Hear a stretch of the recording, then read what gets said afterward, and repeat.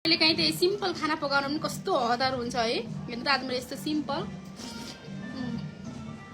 आलुको मात्र फेरि भ्याइँदैन। अनि के गर्नु, यो हरियो खुर्सानी टोक्ने बानी परेर साथीहरू खानामा हरियो खुर्सानी नभए त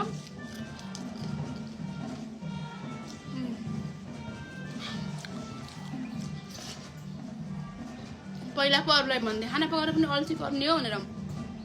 यो अहिले आफ्नो यस्तो यस्तो भात पनि गिलो गिलो, दाल पनि मासको, आलु फर्की अचार पनि छैन। फेरि कस्तो ढिलो भइहाल्छ क्या, जाम पर्छ है।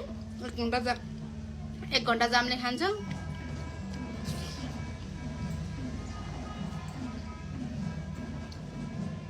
मान्छेलाई टाइम नभएपछि केही कुरा पो रहर नलाग्ने रहेछ कि खाना पकाउन पनि। यस्तो मिठो मिठो पकाएर खान्थे, अब यहाँ हेर्नु न यस्तै छ।